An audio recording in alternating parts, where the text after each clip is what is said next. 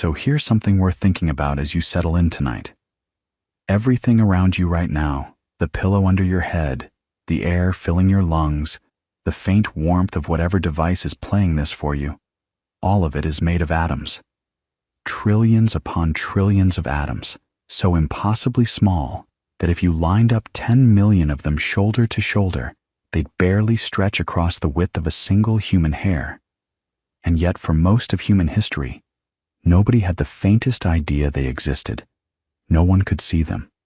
No one could feel them. The idea that everything in the world might be built from tiny, invisible, indivisible pieces of matter, that was just a guess, a hunch, a philosophical daydream that started roughly 2,500 years ago in a sun-baked corner of the ancient Mediterranean. And honestly, that's one of the most remarkable things about this whole story. The idea of the atom didn't begin with a microscope or a laboratory or a particle accelerator. It began with people sitting around thinking, just thinking, asking questions like, what happens if you keep cutting something in half? You take a piece of cheese and you cut it. Then you cut the half. Then you cut the quarter. Can you keep going forever?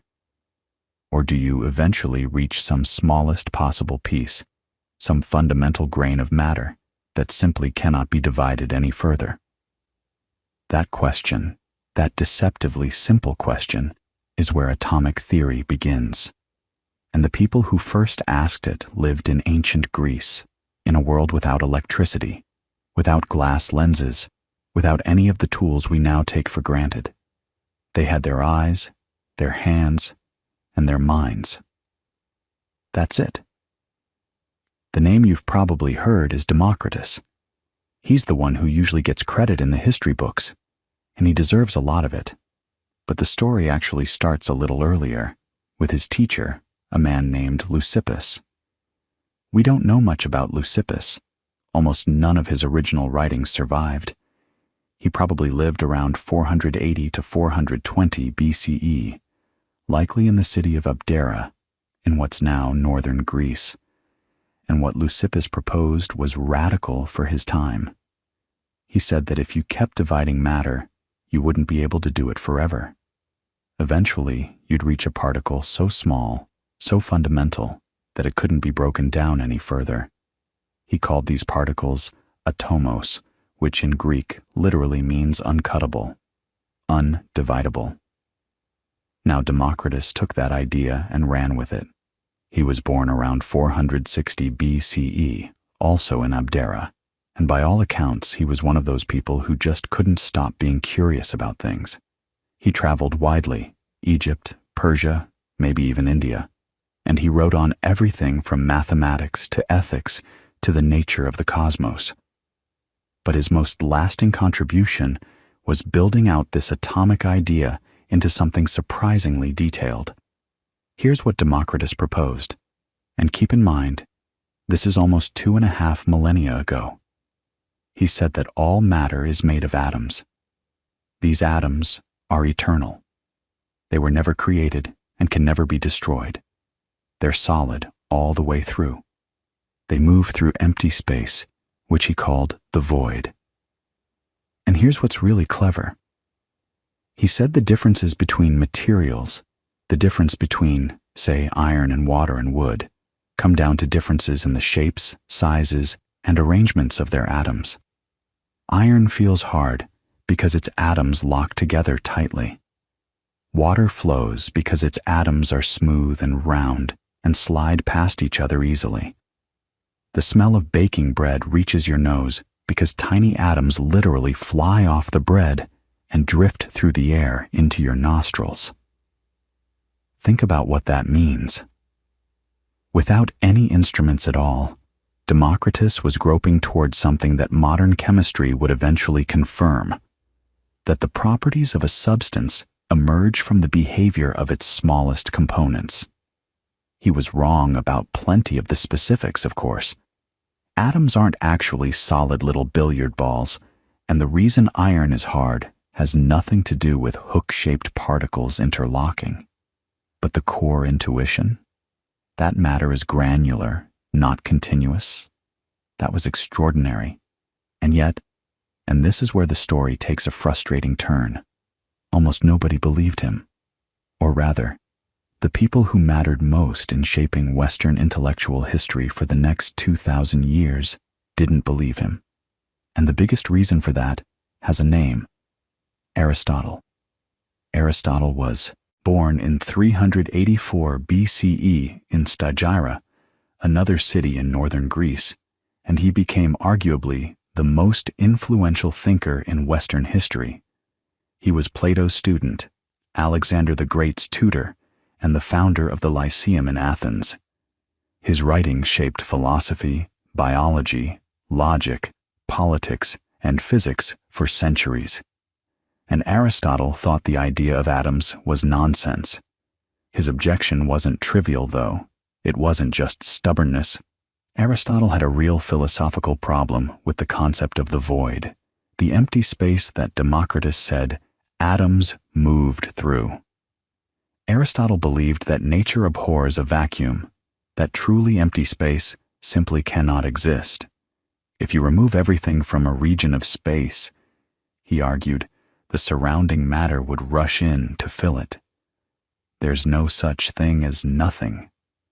And if there's no void, then there's no room for atoms to move around in, and the whole atomic picture collapses. Instead, Aristotle proposed something very different. He said that all matter is continuous, not granular. You can divide it forever, at least in principle. And all earthly matter is made from combinations of 4 fundamental elements: earth, water, air, and fire. Each element has 2 of 4 basic qualities: hot, cold, wet, and dry. Earth is cold and dry. Water is cold and wet. Air is hot and wet. Fire is hot and dry. Change the qualities, and you change the element. Heat water enough, and it becomes air, which, if you think about it, isn't a terrible description of what happens when you boil a pot on the stove. The water turns to steam, which certainly looks like it's becoming air. Now, from a modern perspective, Aristotle was wrong. Completely wrong about the 4 elements, wrong about the impossibility of a vacuum, wrong about the infinite divisibility of matter. But here's the thing. His system was elegant. It was internally consistent, and it seemed to explain everyday experience pretty well. Why does a rock fall? Because it's made mostly of earth, and earth's natural place is down. Why does fire rise? Because fire's natural place is up. Why does water flow downhill? Because water seeks its natural level. These explanations feel intuitive.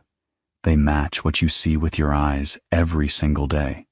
And that's exactly why Aristotle won the argument for so long. His framework was adopted by the medieval Islamic scholars who preserved and expanded on Greek learning, and then by the European scholastics who built the intellectual framework of the Middle Ages. For roughly 2,000 years, if you were an educated person anywhere in the Western world or the Islamic world, you almost certainly believed in the 4 elements.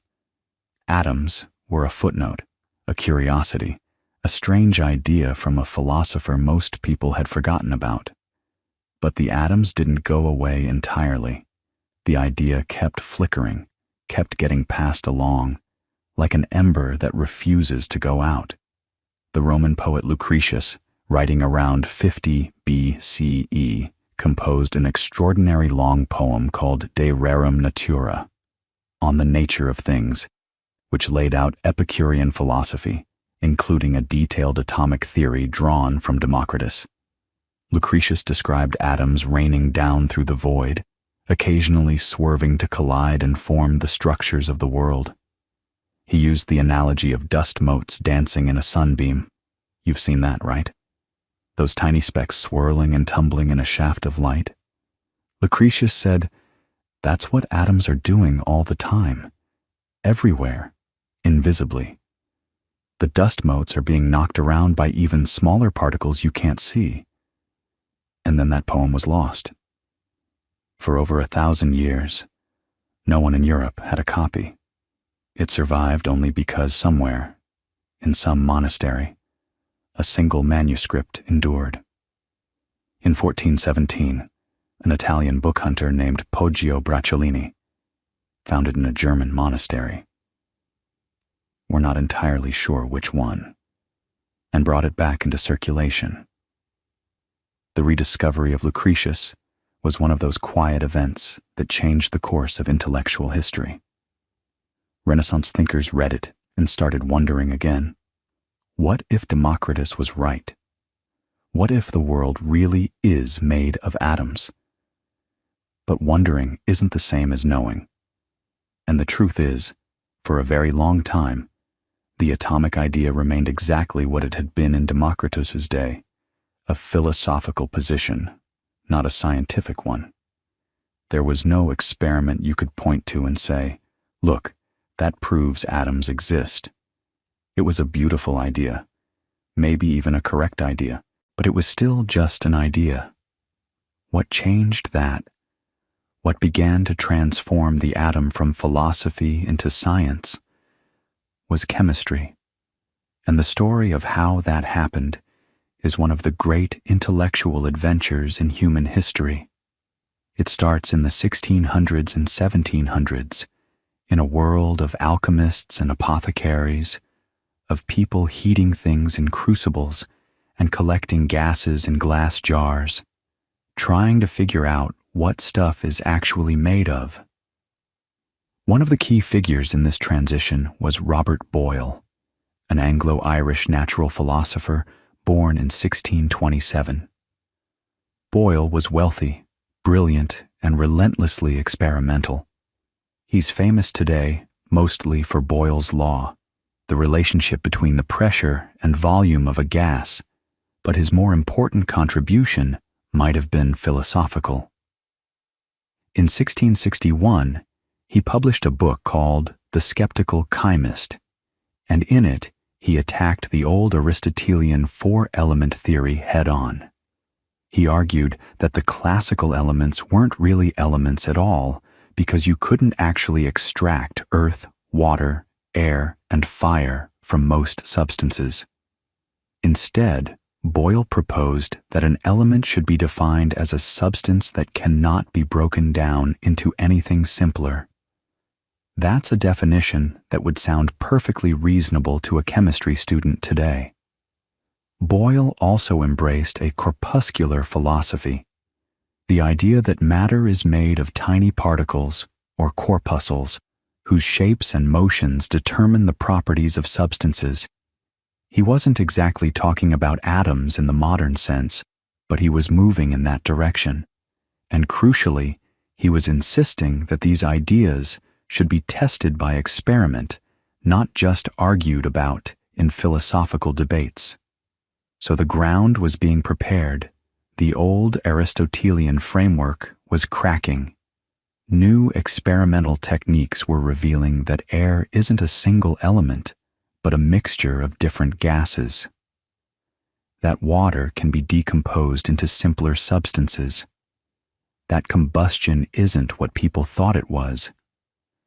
And all of this was setting the stage for someone to come along and put the pieces together, to take the ancient dream of atoms and turn it into a rigorous, testable, quantitative scientific theory.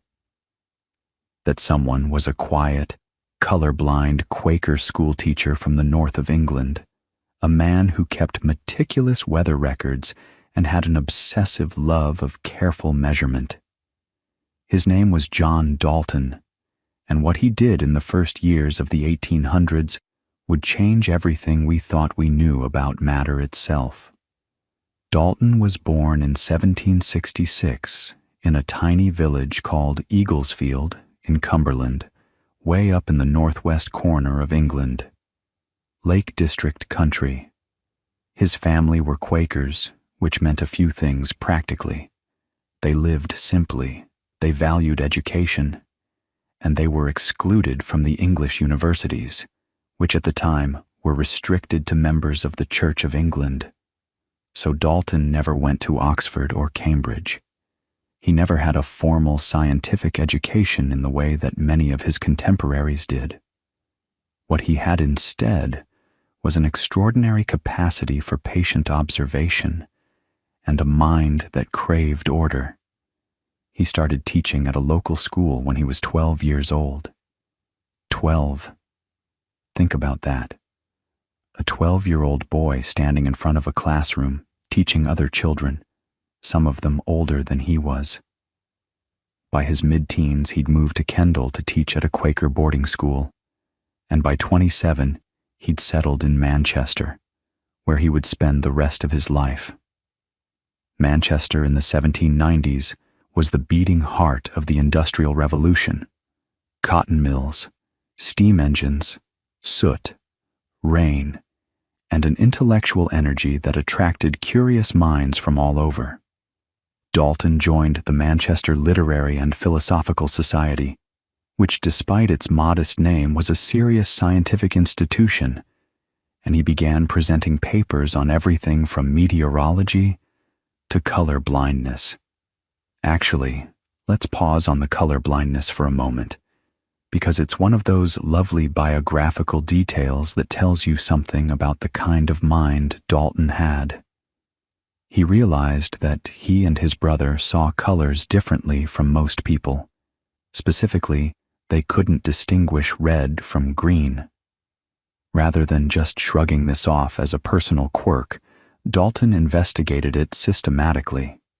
He published a paper on it in 1794, one of the first scientific descriptions of the condition.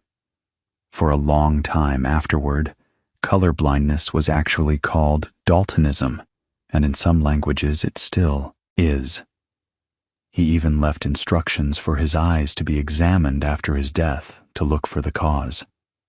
That's the kind of person he was, relentlessly curious, methodical, and willing to turn even his own body into a subject of scientific inquiry. But the work that made Dalton immortal wasn't about eyes, it was about gases. And the path to his atomic theory started, of all places, with the weather. Dalton was an obsessive meteorologist. He kept daily weather records for decades: temperature, barometric pressure, humidity, rainfall, filling notebook after notebook with careful measurements. And this deep familiarity with the atmosphere led him to think hard about what air actually is. What does it mean for different gases to be mixed together? How do they behave? In 1801, he formulated what's now called Dalton's law of partial pressures. The idea is beautifully simple. In a mixture of gases that don't react with each other, each gas exerts pressure independently, as if the other gases weren't even there. The total pressure is just the sum of the individual pressures. It's the kind of thing that seems obvious once you hear it, but it has a profound implication. It suggests that the particles of one gas are fundamentally different from the particles of another gas, that they don't interact with each other in the same way they interact with their own kind. And that got Dalton thinking about what those particles actually are. Here's where it gets really interesting. Around the same time, chemists across Europe were accumulating a body of experimental data about how elements combine. Two laws in particular were emerging from the laboratory work. The first was the law of conservation of mass, established by Antoine Lavoisier before his unfortunate encounter with the guillotine during the French Revolution. The total mass of the products of a chemical reaction equals the total mass of the reactants. Nothing is created or destroyed.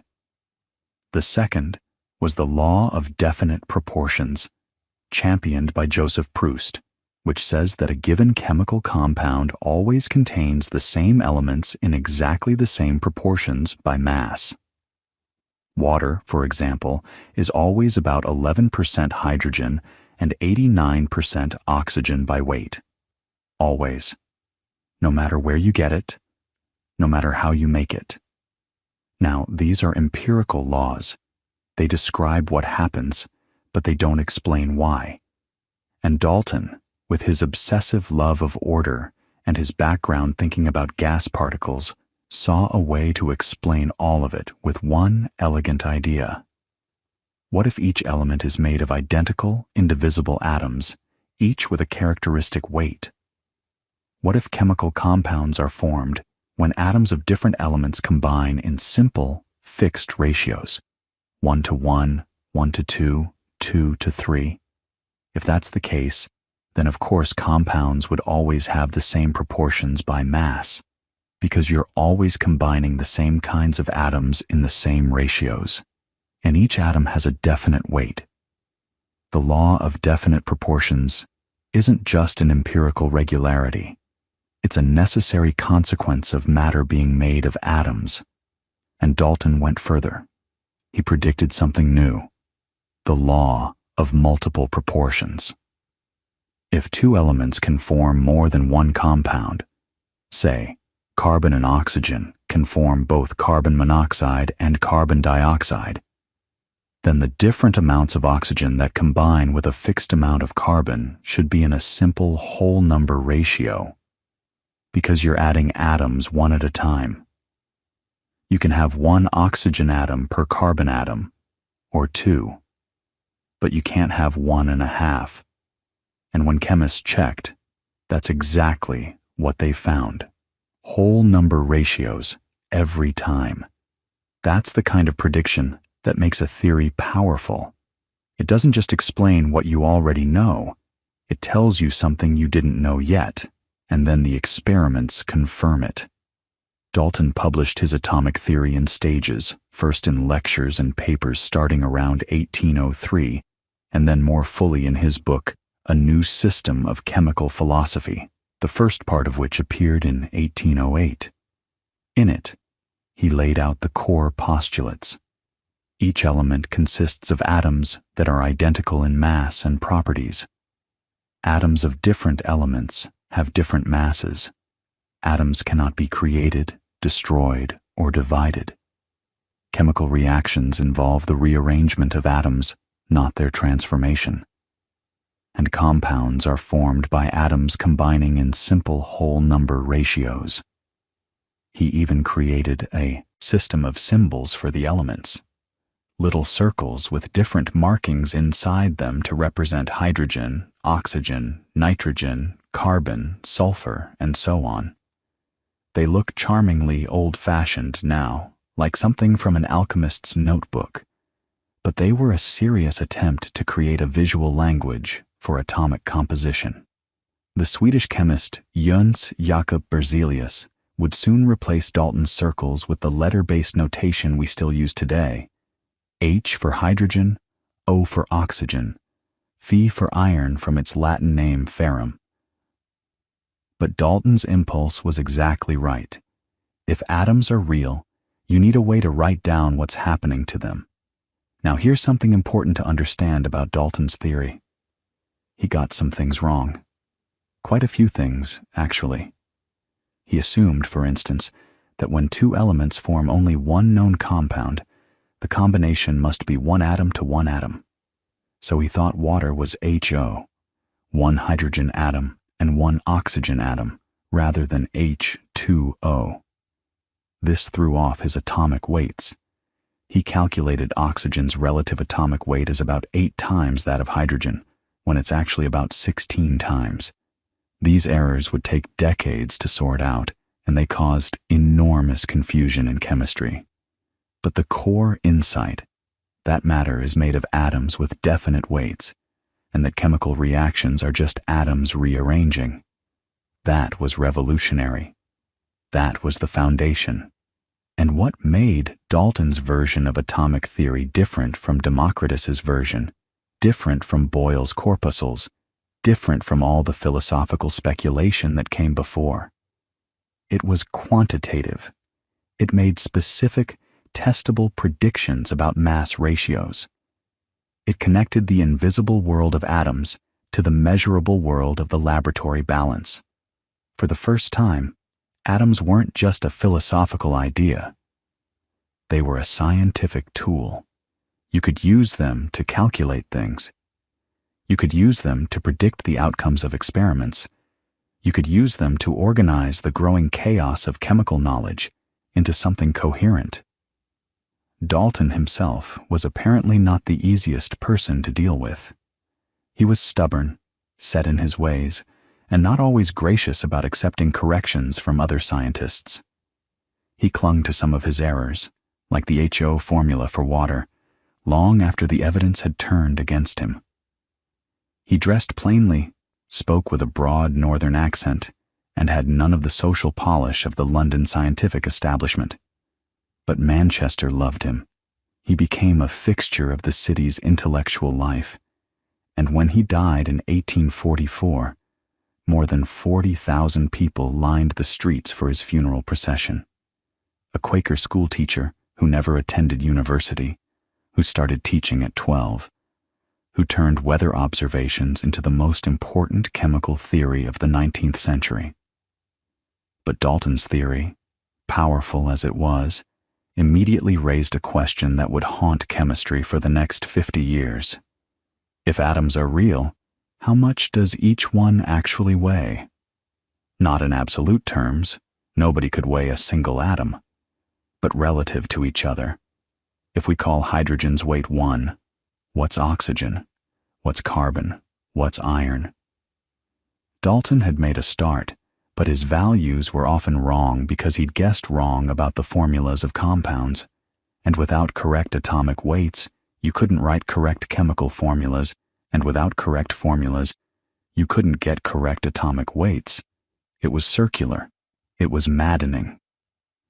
The person who found a way to break this circle was an Italian physicist named Amedeo Avogadro, and his key insight, published in 1811, was so simple and so elegant that it's almost painful to learn that it was ignored for nearly half a century.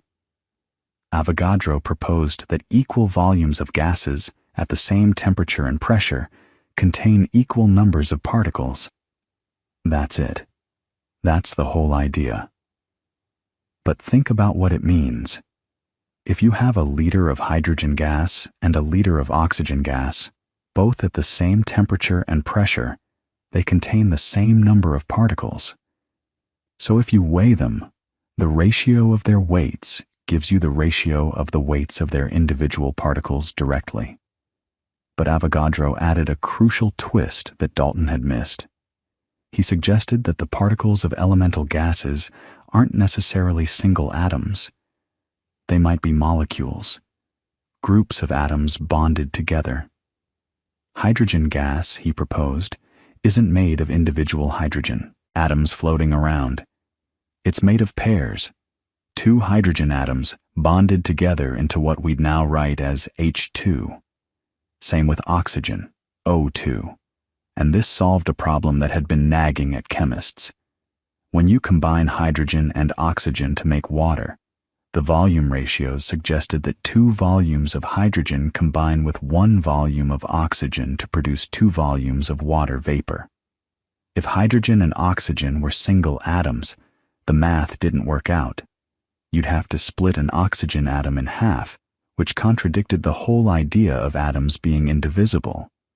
But if hydrogen and oxygen are both diatomic molecules, everything clicks into place.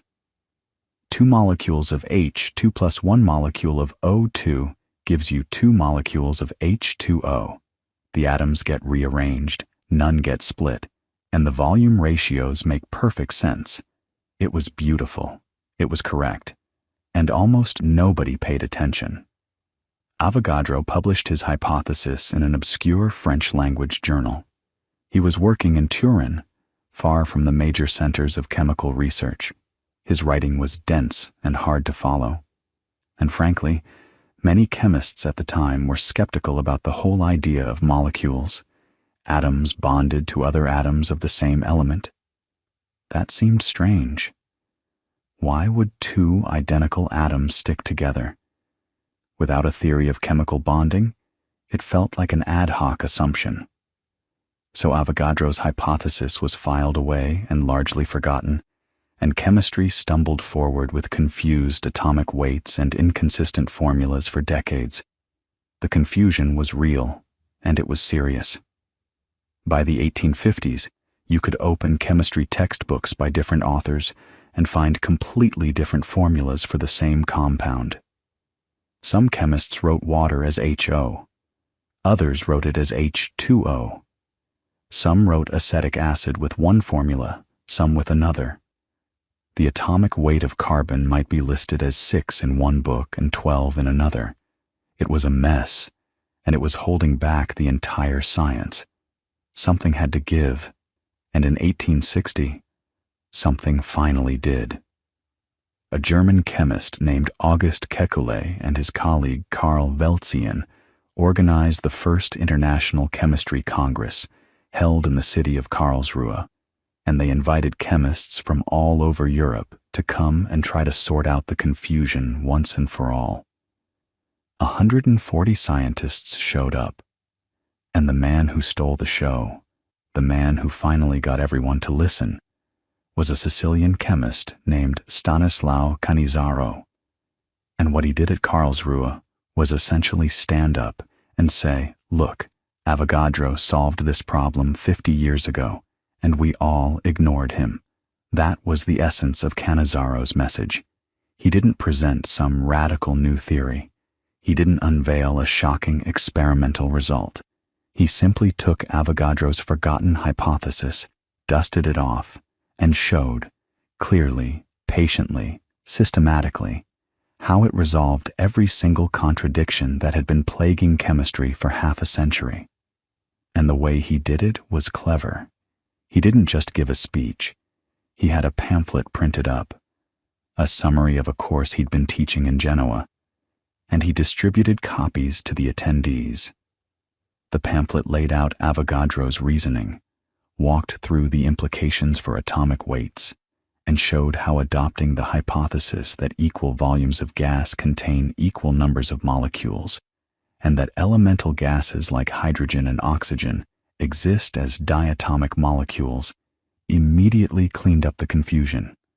Water becomes H2O, not HO. Oxygen's atomic weight settles at 16, not 8. Carbon becomes 12, not 6. Everything clicks into place. Now, the Congress itself didn't end with a dramatic unanimous vote or anything like that. There was debate, there was resistance, and when the meeting adjourned, not everyone was convinced. But here's what happened afterward, and this is the part that really matters. A young German chemist named Lothar Meyer was at Karlsruhe, and he later said that when he read Cannizzaro's pamphlet on the train ride home, it was like scales falling from his eyes. Everything became clear, and Meyer wasn't the only one. Over the next few years, Cannizzaro's arguments spread through the chemical community, and one by one, chemists started adopting consistent atomic weights based on Avogadro's hypothesis.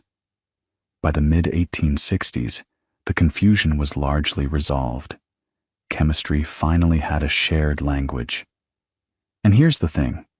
Once you have reliable atomic weights, once you can confidently say hydrogen is 1, carbon is 12, nitrogen is 14, oxygen is 16, and so on down the list, you can start asking a really interesting question. Is there a pattern? Is there some organizing principle that connects all these elements? Because by the 1860s, chemists knew of about 63 elements, and they had good atomic weights for most of them. And people were starting to notice that certain elements behaved in suspiciously similar ways. Lithium, sodium, and potassium are all soft reactive metals. Fluorine, chlorine, and bromine are all aggressive, corrosive nonmetals. There seemed to be families of elements, groups with shared personalities, and several chemists tried to find the underlying order.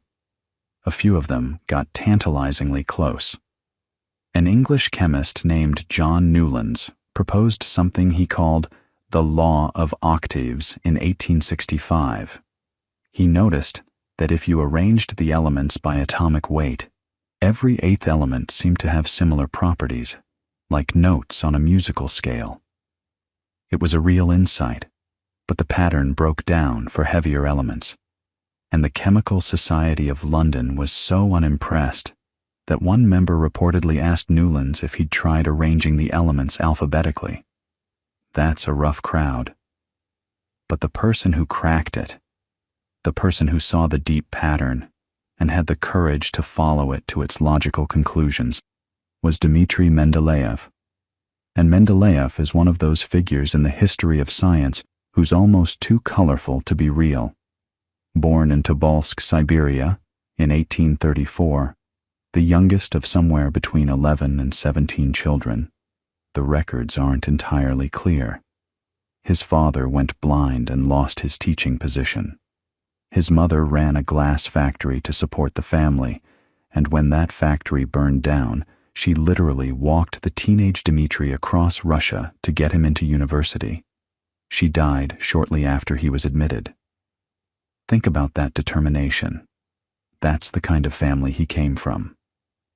Mendeleev became a chemistry professor in St. Petersburg, and in 1869, he was working on a textbook, just trying to figure out how to organize the chapters on different elements, when he started playing a kind of solitaire with the elements.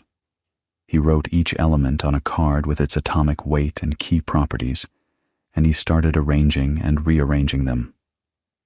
The story goes that he fell asleep at his desk and dreamed the arrangement, though Mendeleev himself later downplayed the dream part, saying something like, "I thought about it for maybe 20 years, and you think it came to me in a dream."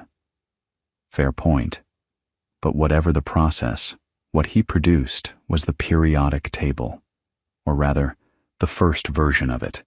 He arranged the elements in rows by increasing atomic weight, and he noticed that the chemical properties repeated periodically. Elements in the same column had similar behaviors. That's why it's called the periodic table. The properties recur at regular periods. But here's what made Mendeleev's table more than just a clever arrangement. Here's what elevated it from a nice organizational tool to one of the most powerful predictive instruments in the history of science. Mendeleev had the audacity to leave gaps. When the pattern demanded an element that nobody had discovered yet, he didn't fudge the arrangement. He left a blank space and predicted that the element existed. And he didn't just predict existence, he predicted specific properties. For a gap below aluminum, he predicted an element he called Eka aluminum, Ike meaning one beyond in Sanskrit. And he said it would have an atomic weight of about 68, a density of about 6 grams per cubic centimeter, and a low melting point. In 1875, a French chemist named Paul-Émile Lecoq de Bois-Baudrin discovered gallium, and its properties matched Mendeleev's predictions almost exactly. The atomic weight was 69.7. The density was 5.9. When Lecoq initially reported a slightly different density, Mendeleev actually wrote to him and said, "I think you should recheck your measurement." And Mendeleev was right. The man was predicting the properties of elements that hadn't been found yet, more accurately than the people who found them could measure. That's extraordinary. He did it again with Eka boron, which turned out to be scandium, discovered in 1879, and again with Eka silicon, which became germanium, discovered in 1886. Each confirmed prediction strengthened the case for the periodic table, and by the 1890s, it was the organizing framework of chemistry. But, and this is important for our story about atoms, the periodic table raised as many questions as it answered. Why did the properties repeat? What was it about atoms that made lithium and sodium and potassium behave the same way? The table showed that there was a deep structure to matter, a hidden architecture, but it couldn't explain what that architecture was. The table was a map, but nobody knew the territory. And that brings us to the last decades of the 19th century, when the atom, that supposedly indivisible fundamental particle, started to crack open. Let's talk about what was happening in physics labs in the 1890s, because this is where the story takes a dramatic turn. For most of the 19th century, the atom was treated as a tiny, solid, indivisible ball. That was Dalton's picture, more or less, and it worked well enough for chemistry.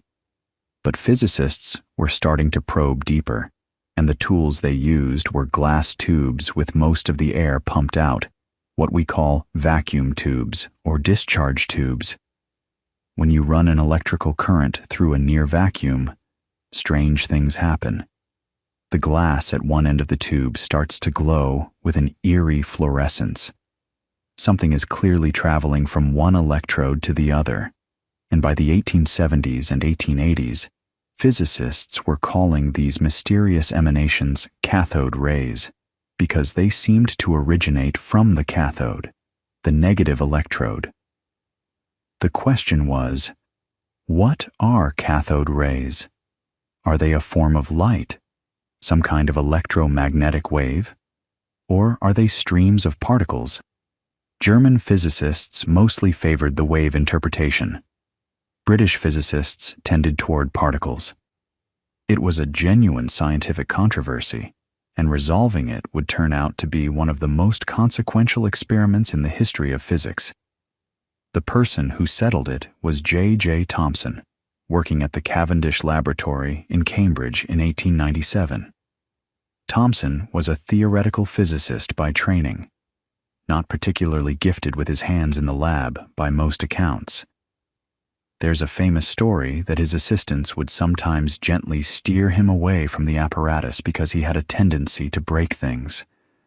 But his mind was razor sharp, and he designed a beautiful series of experiments.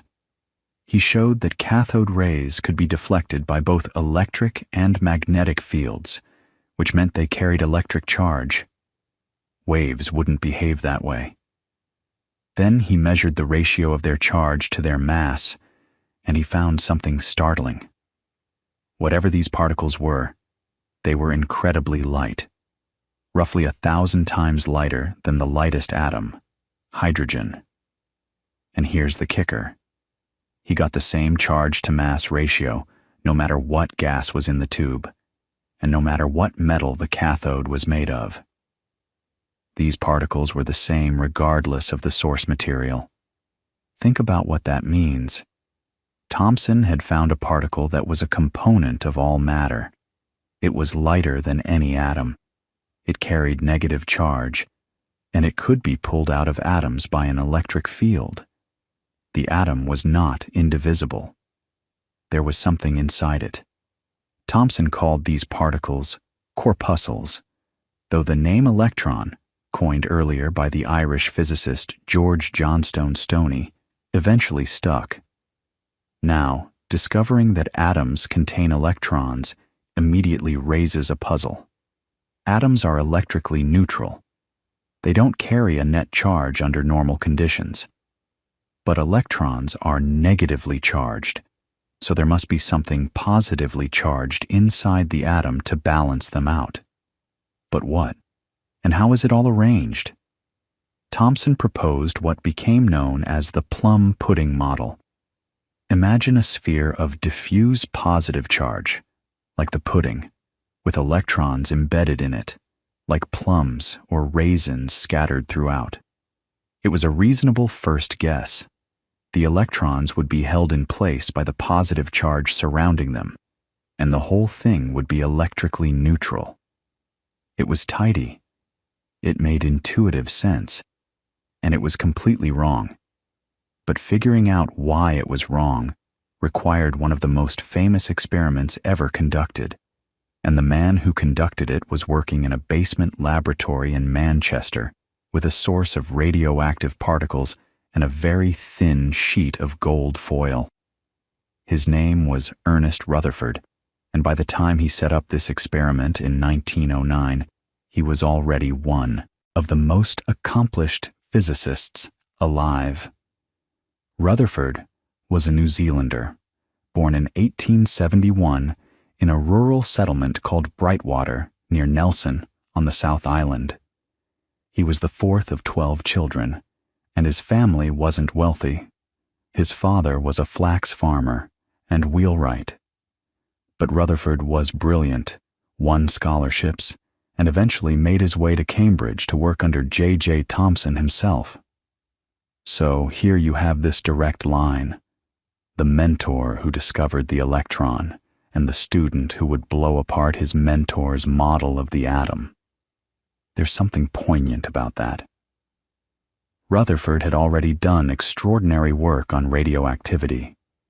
He'd identified two distinct types of radiation coming from radioactive substances, which he named alpha and beta rays. Beta rays turned out to be high-speed electrons. Alpha rays were something heavier, something more massive, positively charged particles that Rutherford eventually showed were the nuclei of helium atoms, stripped of their electrons. These alpha particles were his tool of choice. They were like tiny, fast-moving bullets, and Rutherford realized you could use them to probe the inside of an atom, fire them at something thin enough, and see what happens when they come out the other side.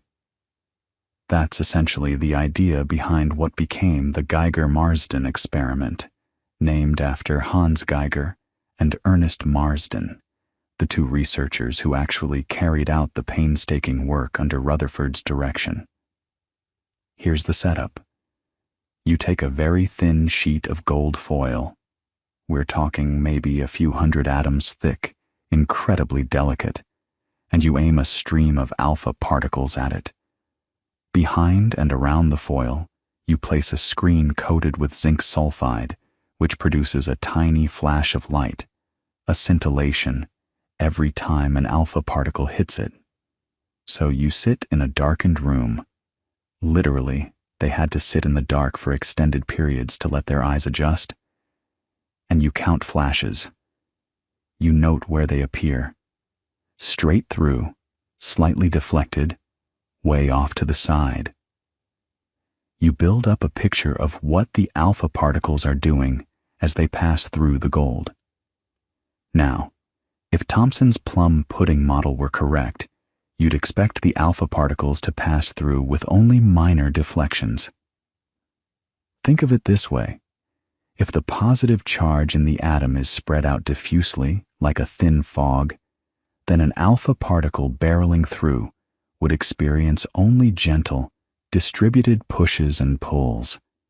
It might wobble a little, but it should come through more or less on course.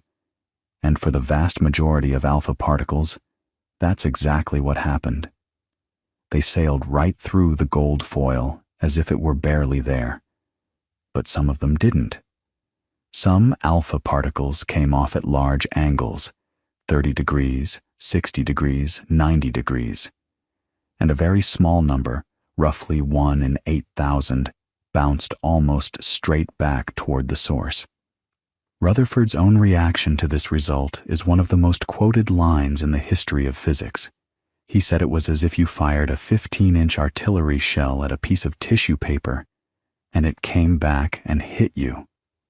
It was, he said, quite the most incredible event that had ever happened to him in his life. Let's sit with that image for a moment, because it really captures the shock. Alpha particles are relatively massive and they're moving fast, about 5% of the speed of light. For something to bounce one of them backward, there has to be an incredibly concentrated, incredibly strong positive charge in its path, not a diffuse fog, not a pudding. Something small and dense and enormously powerful, something that contains nearly all of the atom's mass packed into a tiny, tiny space. Rutherford worked through the mathematics. He published his analysis in 1911 and concluded that the atom must have a dense central core, which he called the nucleus.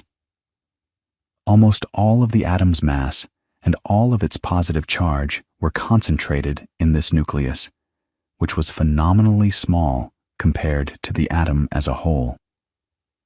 If the atom were the size of a football stadium, the nucleus would be roughly the size of a marble sitting at the center of the field.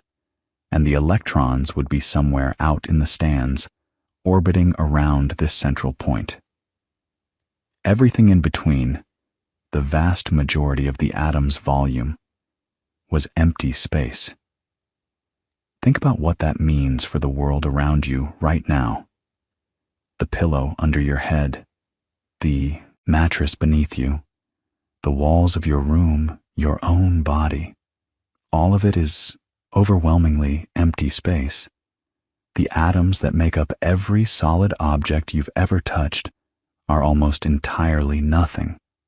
The reason things feel solid, the reason your hand doesn't pass through a table, has nothing to do with matter physically blocking matter. It's about electromagnetic forces, about electron clouds repelling each other. But the actual stuff, the mass, is concentrated in these impossibly tiny nuclei, and the rest is void. It's one of those facts that never stops being strange no matter how many times you encounter it. Now, Rutherford's nuclear model was a triumph, but it immediately created a serious problem. And this problem wasn't minor. It was the kind of thing that, according to the physics known at the time, should have made atoms impossible. Here's the issue. If electrons are orbiting the nucleus, they're moving in a curved path. And according to classical electrodynamics, Maxwell's equations, which were well established and thoroughly tested, a charged particle moving in a curved path radiates electromagnetic energy. It gives off light. And as it radiates energy, it loses speed. And as it loses speed, it spirals inward. The math was unforgiving on this point. A classical electron orbiting a classical nucleus should radiate away all its energy and crash into the nucleus in roughly 100 millionth of a second. Every atom in the universe should collapse almost instantly. Obviously, atoms don't collapse. You exist. The universe is full of stable matter. So something was deeply wrong, not with the experimental evidence for the nucleus, which was solid, but with the classical physics being used to describe what electrons were doing around it. The Rutherford model was correct about the nucleus, but couldn't explain why atoms were stable. It was like having a beautiful map that showed you exactly where the mountains were, but insisted the oceans should be on fire. This is where a young Danish physicist enters the story, and his name was Niels Bohr. Bohr arrived in Manchester to work with Rutherford in 1912, and he was exactly the right person at the right moment. He was 26 years old, quiet, thoughtful, and willing to do something that took real intellectual courage. He was willing to say that classical physics simply didn't apply inside the atom, and that you had to accept new rules even if they seemed arbitrary. Bohr's model, published in 1913, kept Rutherford's nucleus, but imposed a radical constraint on the electrons. He said electrons could only orbit the nucleus at certain specific distances, certain allowed orbits, and while in those orbits, they did not radiate energy. They just didn't. This flatly contradicted Maxwell's equations, and Bohr knew it. He wasn't saying Maxwell was wrong in general. Maxwell's equations work beautifully for radio antennas and power lines and light waves crossing the cosmos. He was saying that at the atomic scale, new rules took over. The allowed orbits corresponded to specific energy levels. An electron in the lowest orbit had the least energy, and an electron in a higher orbit had more. Electrons could jump between orbits, but only by absorbing or emitting a precise amount of energy, a quantum of energy, equal to the difference between the two levels. When an electron dropped from a higher orbit to a lower one, it emitted a photon of light with exactly that energy, which corresponded to a specific color, a specific wavelength. When it absorbed a photon of exactly the right energy, It jumped up. And here's where Bohr's model went from being a clever hypothesis to something genuinely powerful. It explained the spectral lines of hydrogen. This had been one of the great puzzles of 19th century physics. When you heat hydrogen gas or pass an electric discharge through it, it glows, but it doesn't emit a smooth rainbow of colors. It emits light only at specific discrete wavelengths, specific colors. A Swiss schoolteacher named Johann Balmer had found a mathematical formula in 1885 that predicted the wavelengths of the visible hydrogen lines with remarkable accuracy, but nobody knew why his formula worked. It was just a pattern without a reason. Bohr gave it a reason. His model predicted exactly those wavelengths. When an electron in a hydrogen atom dropped from the third orbit to the second, you got a red line. From the fourth to the second, a blue-green line. From the fifth to the second, a violet line. The numbers matched, not approximately, precisely. And the model predicted additional spectral lines in the ultraviolet and infrared that hadn't been measured yet, and when experimentalists went looking, they found them right where Bohr said they'd be. That's the kind of moment in science that makes the hair stand up on the back of your neck. A theoretical model built on assumptions that seemed almost reckless in how they broke with established physics, reaching out and predicting something measurable, something real, and getting it exactly right. It doesn't prove the model is the final truth, and Bohr's model wasn't, but it tells you that you're onto something deep. You've grabbed hold of a thread that connects to reality in a fundamental way. But there were limits. Bohr's model worked beautifully for hydrogen, with its single electron, but it struggled with heavier atoms. It couldn't accurately predict the spectra of helium, let alone anything more complex. And the rules felt ad hoc. Why those particular orbits? Why did electrons not radiate in them? Bohr had imposed quantum conditions on an otherwise classical picture, like bolting a jet engine onto a horse-drawn carriage. It worked surprisingly well for a while, but you could tell the underlying framework needed to be rebuilt from the ground up, and that rebuilding was already underway, driven by ideas that had been percolating since 1900. You see, Bohr hadn't invented the idea of quantized energy out of thin air. He was building on work by Max Planck and Albert Einstein that had already begun to unravel the smooth, continuous fabric of classical physics. Planck, in 1900, had been trying to solve a problem called the ultraviolet catastrophe. Classical physics predicted that a hot object should radiate infinite energy at short wavelengths, which obviously doesn't happen. Planck found that the math only worked if he assumed energy was emitted and absorbed in discrete packets, quanta, rather than continuously. He thought of this as a mathematical trick, a computational convenience.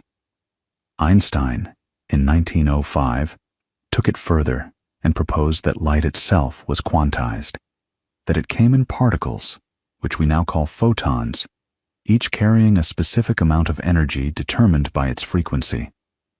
This explained the photoelectric effect, where light-knocking electrons out of a metal surface behaves in ways that wave theory alone can't account for.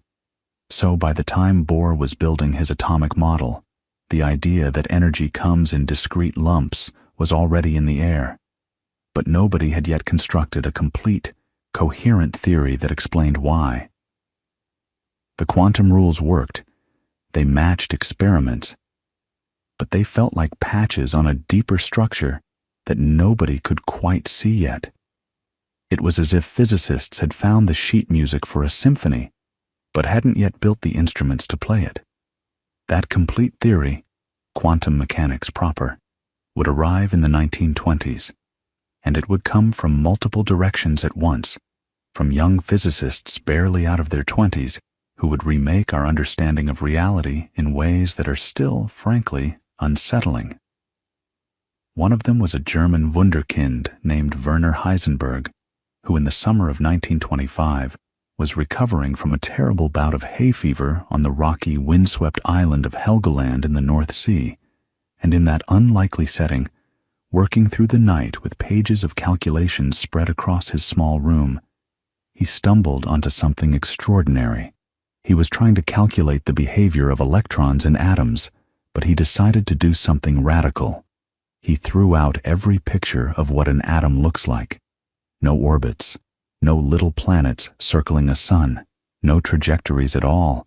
Instead, he focused only on what could actually be observed, the frequencies and intensities of the light that atoms emit, the things you can measure, and he built a mathematical framework around those observables alone. Now, the math he ended up with was strange. He was multiplying arrays of numbers, tables of figures arranged in rows and columns, and he noticed something that bothered him. When he multiplied two of these tables together, the answer depended on the order. If you multiplied table A by table B, you got a different result than multiplying B by A. In normal arithmetic, that doesn't happen. 3 times 5 is the same as 5 times 3. But Heisenberg's quantities didn't work that way. He found this deeply unsettling. He actually went to his colleague and mentor Max Born in Göttingen and showed him the calculations, and Born, who was an older, more mathematically sophisticated physicist, stared at the arrays and realized what Heisenberg had independently reinvented. They were matrices, a well-known branch of mathematics that had been around since the mid-1800s. Heisenberg had essentially stumbled into matrix algebra without knowing that's what he was doing. And here's what's remarkable about that. This 23-year-old physicist, working through allergy-fogged nights on a barren island, had constructed a version of quantum mechanics, the first real mathematically rigorous version, by sheer physical intuition. Born, along with his student Pascual Jordan, helped formalize it into what became known as matrix mechanics, and they published it in 1925. It was a complete framework. It could predict the energy levels of atoms, the intensities of spectral lines, all the things Bohr's model got right, but without the ad hoc rules. The quantum jumps weren't postulated anymore. They emerged from the mathematics itself. But here's the thing. Almost nobody could understand it. Matrix mechanics was abstract, opaque, and deeply counterintuitive. Most physicists in the 1920s weren't trained in matrix algebra. They looked at Heisenberg's theory and thought, well, this might be correct, but it feels like doing physics with blindfolds on. Where's the picture? Where's the physical intuition? You can't visualize a matrix. You can't draw it on a blackboard and point to the electron and say, there, that's what it's doing. And that's exactly where the second thread comes in. Because at almost the same time, working completely independently, an Austrian physicist named Erwin Schrödinger was developing a totally different version of quantum mechanics, one that looked nothing like Heisenberg's, one that was built on waves rather than matrices, and one that physicists found much, much easier to grasp. Schrödinger was an interesting character. He was older than Heisenberg, born in 1887 in Vienna, so he was in his late 30s by this point, which made him practically elderly by the standards of quantum physics, where all the breakthroughs seemed to come from people under 30. He was cultured, well-read, a lover of philosophy and poetry, and he had a complicated personal life that we won't get into, except to say that he did some of his best work during a holiday in the Swiss Alps with a woman who was not his wife, and the exact identity of that companion remains a minor mystery of physics history. But whatever the circumstances, during Christmas of 1925 and into early 1926, Schrödinger produced a wave equation, the Schrödinger equation, that described the behavior of quantum particles as waves. Think about what that means. Instead of Heisenberg's abstract tables of numbers, Schrödinger gave physicists something they could picture. An electron wasn't a particle jumping between invisible orbits. It was a wave, spread out in space, described by a smooth mathematical function called a wave function. You could solve the equation for a hydrogen atom and get the energy levels, the spectral lines, all the same results that Bohr's model and Heisenberg's matrices gave you. But now you had a visual, intuitive framework. You could plot the wave function. You could see where it was big and where it was small. Physicists loved it. They understood waves. They'd been working with wave equations since the days of sound and light and vibrating strings. This felt like real physics. So now you had two completely different-looking theories of quantum mechanics, published within months of each other. One built on matrices and abstract observables, the other built on waves and continuous functions. They looked nothing alike. They used different mathematics. They came from different philosophical starting points. And yet, and this is one of those beautiful moments in the history of science, they gave exactly the same answers. Every prediction that matrix mechanics made, wave mechanics also made. Every energy level, every transition probability, every spectral line, identical results from seemingly incompatible frameworks. Schrödinger himself proved this in 1926. He showed that the two theories were mathematically equivalent, that you could translate one into the other, that they were the same theory wearing different clothes. This was a stunning result.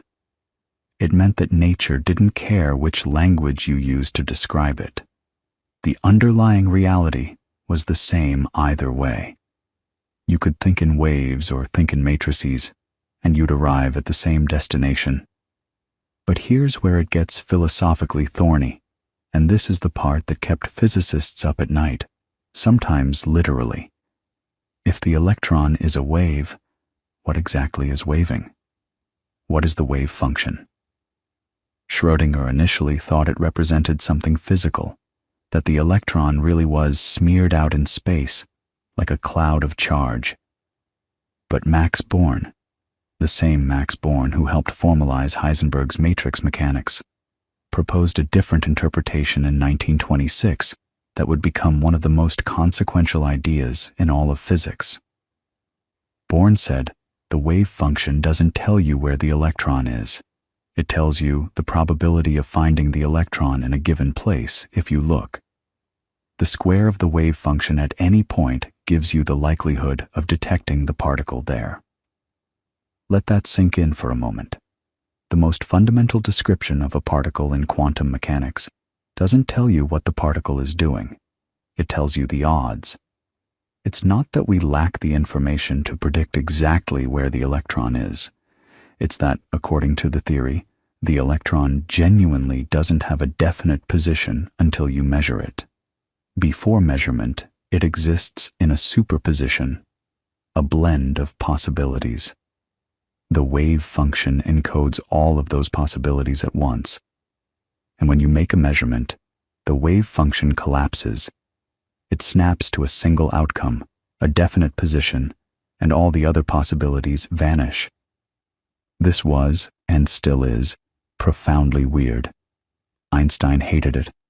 He famously said that God does not play dice, expressing his deep discomfort with a universe governed by probability at its most fundamental level. Schrödinger himself wasn't entirely happy with it either. He'd later devise his famous thought experiment with the cat in the box precisely to show how absurd the implications of superposition seemed when you scaled them up to everyday objects. But Born's probabilistic interpretation worked. It matched every experiment. And in 1954, Born would receive the Nobel Prize for it, delayed by nearly 3 decades, which tells you something about how long it took the physics community to fully digest what he'd proposed. Now, Heisenberg wasn't done making contributions. In 1927, he published what might be the most famous result in all of quantum mechanics, the uncertainty principle. And this is one of those ideas that's so often misunderstood that it's worth taking a moment to think about what it really says. The uncertainty principle tells you that there are pairs of physical quantities, position and momentum being the classic pair, that you cannot simultaneously know with perfect precision. The more precisely you pin down where a particle is, the less precisely you can know how fast it's moving, and vice versa. This isn't a limitation of your measuring instruments. It's not that your microscope isn't good enough. It's a fundamental feature of nature itself. The universe simply does not allow a particle to have both a perfectly defined position and a perfectly defined momentum at the same time. Think about what that means for the old picture of atoms. Remember Rutherford's solar system model with electrons orbiting the nucleus like tiny planets? In that picture, an electron has a definite position. It's right there, at that point in its orbit, and a definite momentum. It's moving at this speed in that direction. The uncertainty principle says that picture is fundamentally impossible. An electron in an atom doesn't have an orbit. It has an orbital, a probability cloud, a region of space where you're likely to find it if you look, shaped by the wave function. Some of these orbitals are spherical. Some are dumbbell-shaped. Some look like four-leaf clovers. They're beautiful, actually, and they're the shapes that determine how atoms bond to each other, which means they're ultimately responsible for all of chemistry, all of materials science, everything from why water is wet to why diamond is hard, and all of this, matrix mechanics, wave mechanics, the uncertainty principle, Born's probability interpretation, came together in just about 2 years, from 1925 to 1927. 2 years to remake the foundations of physics. The people involved were astonishingly young. Heisenberg was 23 when he went to Helgoland. Paul Dirac, the brilliant and almost supernaturally quiet English physicist who developed his own elegant formulation of quantum mechanics, was 23 when he published his transformation theory in 1925. Wolfgang Pauli, who formulated the exclusion principle, the rule that says no, 2 electrons in an atom can occupy the same quantum state, which is basically the reason the periodic table has the structure it does, the reason atoms don't just collapse with all their electrons piling into the lowest energy level. Pauli was 25 when he published that in 1925. These were not seasoned veterans. These were young people, some barely out of graduate school, and they were building a new physics almost from scratch, arguing with each other constantly, writing letters back and forth across Europe, meeting at conferences where the debates got heated and personal. Bohr and Heisenberg would have intense discussions that left Heisenberg in tears. Einstein and Bohr would spar over the interpretation of quantum mechanics at the Solvay conferences in Brussels, those legendary gatherings of the world's greatest physicists, with Einstein proposing ever more ingenious thought experiments designed to show that quantum mechanics must be incomplete, and Bohr staying up all night to find the flaw in each one, and by morning, every time, showing that quantum mechanics held up. That debate, Einstein versus Bohr, determinism versus probability, the question of whether quantum mechanics is the final word, or just a stepping stone to something deeper, never really got resolved in their lifetimes. Einstein went to his grave in 1955 believing that quantum mechanics, while correct in its predictions, was missing something fundamental. Bohr died in 1962 still defending the Copenhagen interpretation, the view that the wave function and its probabilistic collapse are the complete description of reality, that there's nothing hidden underneath. And here's the remarkable thing. As of right now, as you're lying here listening to this, that debate is still not fully settled. There are physicists today who side with Bohr, and others who think Einstein's instinct was right, and still others who've proposed entirely new interpretations, many worlds, pilot waves, decoherence, each trying to make sense of what quantum mechanics is really telling us about the nature of reality. But let's come back to the practical side for a moment, because quantum mechanics isn't just philosophy. It's engineering. It's technology. The understanding of atomic structure that emerged from these frantic 2 years in the 1920s is the foundation of essentially everything electronic in your life. The way electrons fill energy levels in atoms, the way those levels determine which wavelengths of light an atom absorbs or emits, the way atoms bond together based on the shapes of their orbitals. All of this feeds directly into semiconductor physics, into the design of transistors, into the lasers that read your data, into the LEDs that light your screens. Every time you tap your phone, you're relying on quantum mechanics. Every medical MRI scan uses quantum properties of atomic nuclei. The GPS satellites orbiting above you right now make relativistic corrections that account for quantum-level precision in atomic clocks. So the theory that emerged from those feverish years wasn't just intellectually revolutionary, it was practically revolutionary. It gave humanity tools of almost unimaginable power. But in the late 1920s and into the 1930s, the physicists who built quantum mechanics were about to face something none of them had anticipated. The atomic nucleus, that tiny, dense core that Rutherford had discovered, was about to reveal secrets of its own, secrets that would lead to the most destructive and the most transformative technology humanity has ever created.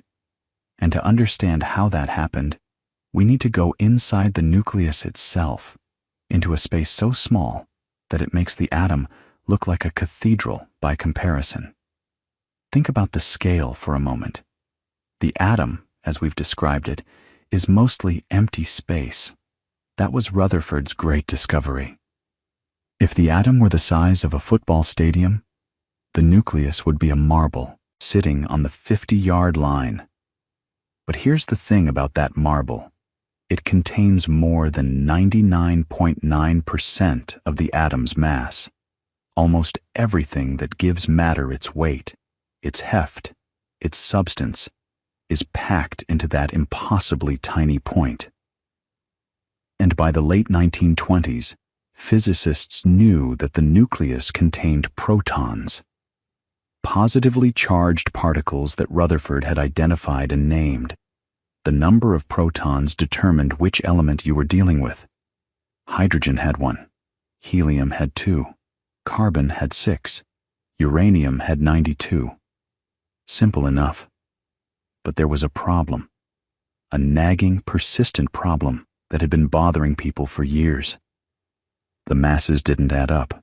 Helium, for instance, had 2 protons, but its atomic mass was roughly 4 times that of hydrogen, not twice. Carbon had 6 protons, but a mass of about 12. Where was the extra weight coming from? Something else was in there, something with mass but no electric charge. And for a long time, nobody could figure out what it was. Rutherford himself had speculated about this as early as 1920. He suggested there might be a neutral particle hiding in the nucleus, something with about the same mass as a proton, but no charge. He even gave it a tentative name, the neutron. But finding it was another matter entirely. See, the tools physicists had for detecting subatomic particles mostly relied on electric charge. You could track charged particles because they ionized the air around them, or they curved in magnetic fields, or they left traces in cloud chambers. A neutral particle, by definition, wouldn't do any of those things. It would be invisible to almost every detector they had. For 12 years, the neutron remained a hypothesis. Then, in 1932, James Chadwick, who had been Rutherford's student and colleague at the Cavendish Laboratory in Cambridge, finally pinned it down. The story of how he did it is one of those beautiful chains of discovery where several groups were circling the answer without quite recognizing what they had. In Germany, Walter Botha and Herbert Becker had been bombarding beryllium with alpha particles. Those are helium nuclei, 2 protons and 2 neutrons bound together, which radioactive elements naturally spit out. When the alpha particles hit the beryllium, something came out the other side. Some kind of radiation. Bohr and Becker assumed it was gamma rays, high-energy photons. Then Irene and Frédéric Joliot-Curie. Irene being the daughter of Marie Curie, which is a wonderful piece of scientific continuity, repeated the experiment in Paris and found that this mysterious radiation could knock protons out of paraffin wax. They still called it gamma radiation, but Chadwick read their paper and immediately realized something didn't fit. Gamma rays shouldn't be able to knock protons around like that.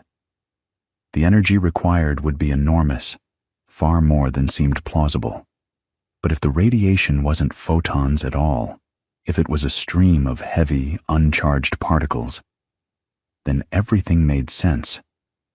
A particle with roughly the mass of a proton, moving at high speed, would transfer its momentum very efficiently to another proton, like one billiard ball smacking into another. Chadwick worked feverishly. By some accounts, he completed the key experiments in about 10 days. He bombarded beryllium with alpha particles, measured the effects of the mystery radiation on different target materials, calculated the mass of the unknown particle, and proved it was almost exactly the mass of a proton, but carried no charge. The neutron, Rutherford's ghost particle, finally real. Chadwick published his results in February 1932, and within a year he'd won the Nobel Prize for it. Now, the discovery of the neutron might sound like just another particle added to the collection, but it changed everything. And I mean everything. Because suddenly, the nucleus made sense. It was made of protons and neutrons, collectively called nucleons, packed together in that tiny space. The number of protons determined the element. The number of neutrons could vary, giving you different isotopes of the same element. Carbon-12 has 6 protons and 6 neutrons. Carbon-14 has 6 protons and 8 neutrons. Same element, different mass, and in the case of carbon-14, radioactive, which is why we can use it to date ancient artifacts, by the way. That's atomic theory reaching directly into archaeology. But here's the deeper question that the neutron's discovery forced everyone to confront. What holds the nucleus together? Think about it. You've got all these protons crammed into a space about a femtometer across. That's 10 to the minus 15 meters, unimaginably small. And protons are all positively charged. They should be repelling each other with tremendous force. Electromagnetic repulsion between protons at that distance is savage. The nucleus should fly apart instantly. So why doesn't it? There had to be another force. A new force, one that nobody had encountered before, because it only operates at these absurdly tiny distances. It became known as the strong nuclear force, or sometimes just the strong force, and it is, true to its name, the strongest force in nature. About 100 times stronger than electromagnetism at nuclear distances. It's what glues protons and neutrons together, overpowering the electrical repulsion between the protons, but it drops off incredibly fast with distance. Step even a few femtometers away, and it's essentially gone. That's why we don't feel it in everyday life. It's a force that only matters inside the nucleus. Understanding this force would take decades and eventually lead to the theory of quantum chromodynamics, quarks, gluons, the whole deep structure of matter. But in the early 1930s, physicists didn't have that framework yet. What they did have was a nucleus they could now manipulate, because the neutron turned out to be the perfect tool for probing and splitting atoms. And here's why. Remember, it has no charge. That means it's not repelled by the positive charge of the nucleus as it approaches. A proton trying to get into a nucleus has to fight against the electromagnetic barrier. like trying to push the north poles of two magnets together. But a neutron? A neutron sails right through. No charge, no repulsion, no barrier. It can waltz right up to a nucleus and be absorbed, or it can shatter the nucleus entirely. This is where the story takes its most consequential turn. In Rome, a young Italian physicist named Enrico Fermi, brilliant, practical, with an almost supernatural intuition for physics, began systematically bombarding every element he could get his hands on with neutrons. Starting in 1934, Fermi and his team at the University of Rome worked their way through the periodic table, element by element. They discovered something remarkable. When they slowed the neutrons down, by passing them through water or paraffin, which contains a lot of hydrogen atoms that the neutrons would bounce off of, losing energy with each collision, the slow neutrons were actually more effective at being captured by nuclei than fast ones. This seems counterintuitive, right?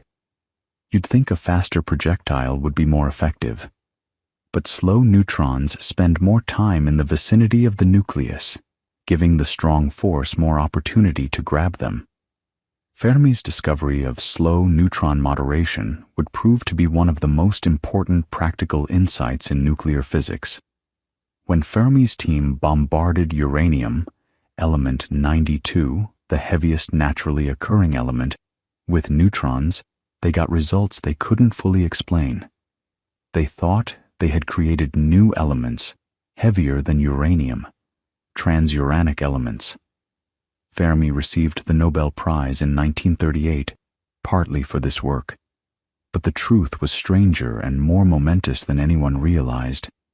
In Berlin, two German chemists, Otto Hahn and Fritz Strassmann, repeated Fermi's uranium experiments in late 1938, and they found something that baffled them. When they carefully analyzed the products of neutron bombardment of uranium, they found barium. Barium, element 56. That was roughly half the mass of uranium. How could bombarding uranium with a single neutron produce an element that was half its size? It made no chemical sense. Hahn was so confused and troubled by the result that he wrote to his longtime collaborator, Lise Meitner, who had recently fled Nazi Germany to Sweden because of her Jewish heritage, forced out of the country despite decades of groundbreaking work. It's one of the great injustices of scientific history, and we should sit with that for a moment. Meitner had been Hahn's partner in research for 30 years. She was the physicist on the team. He was the chemist. And now, at the moment of their greatest discovery, she was in exile. Meitner received Hahn's letter while visiting relatives in the Swedish countryside over Christmas 1938. She shared the puzzling results with her nephew, Otto Frisch, who was also a physicist. And together, on a walk through the snowy woods, Frisch on cross-country skis, Meitner trudging alongside, they figured it out. The uranium nucleus wasn't just absorbing the neutron and transmuting into a slightly different element. It was splitting in two. The neutron was destabilizing the nucleus so much that it broke apart into two roughly equal fragments, barium and krypton as it turned out, releasing an enormous amount of energy in the process. Meitner did the calculation right there. She used Einstein's famous equation, E equals mc squared, and estimated the energy released when a uranium nucleus splits. The two fragment nuclei together had slightly less mass than the original uranium nucleus plus the neutron. That missing mass, just a tiny fraction of the total, but mass nonetheless, had been converted into energy. And because the speed of light squared is such an astronomically large number, even that tiny bit of missing mass translated into a staggering amount of energy. About 200 million electron volts per fission event.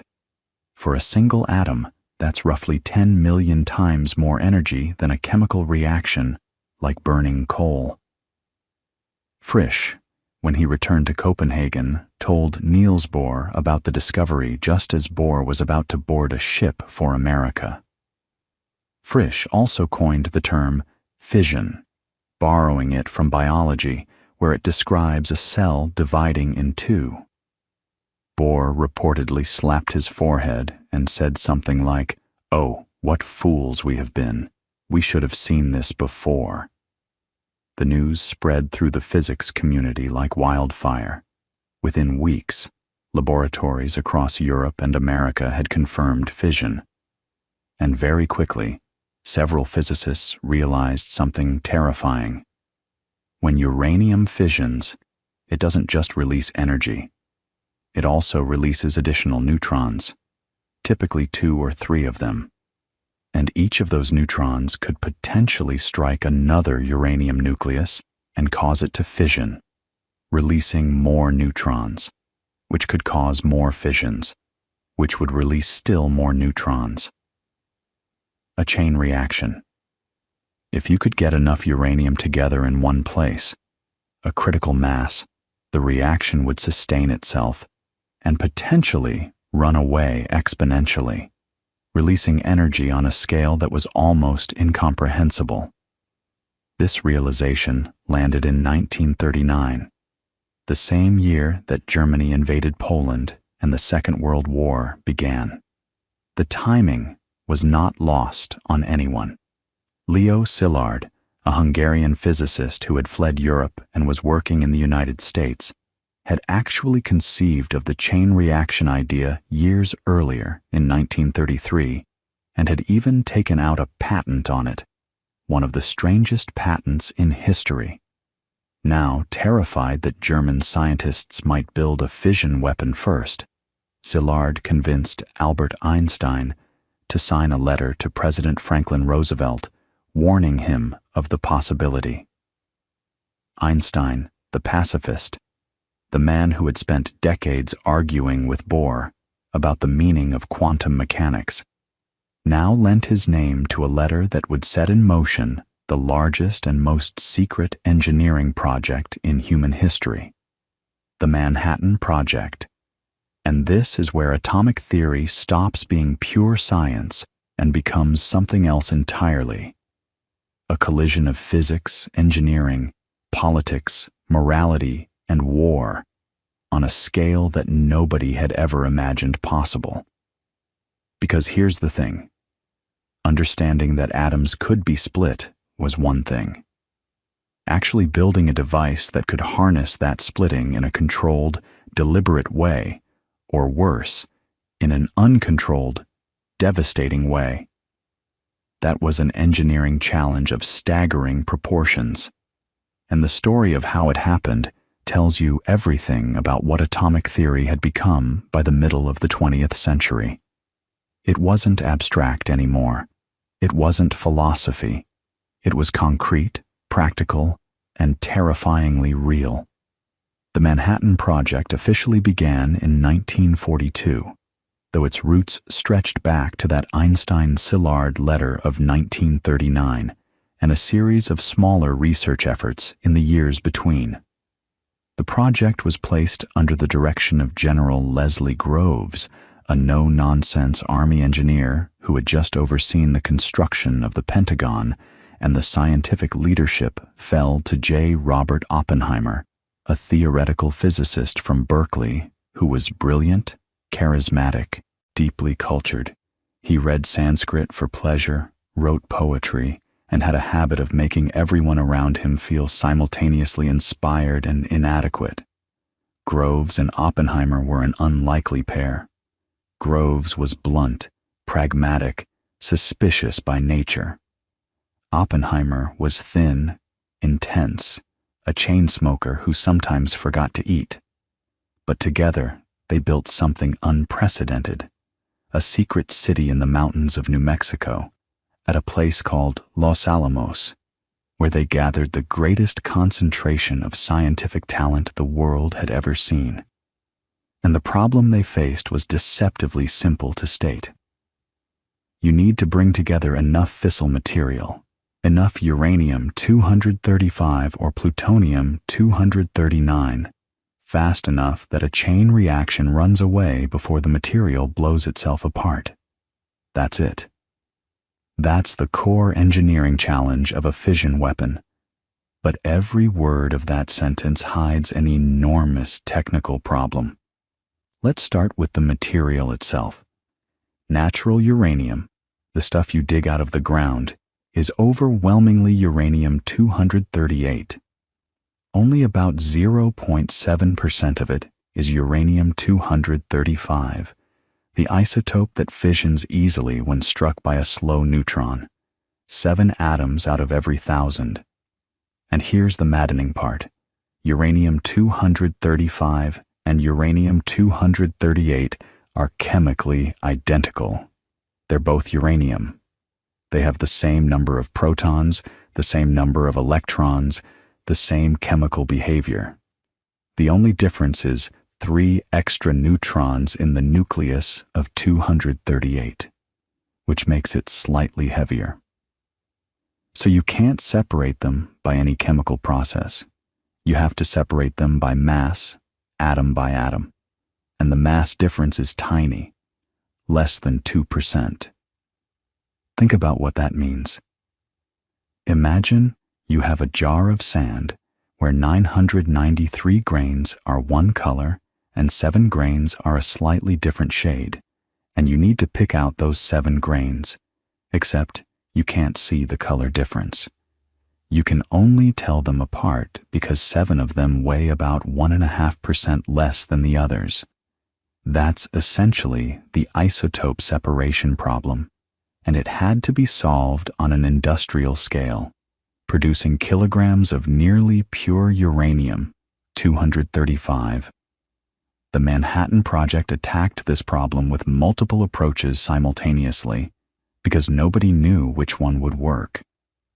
At Oak Ridge, Tennessee, they built enormous facilities, entire factory complexes really, dedicated to isotope separation.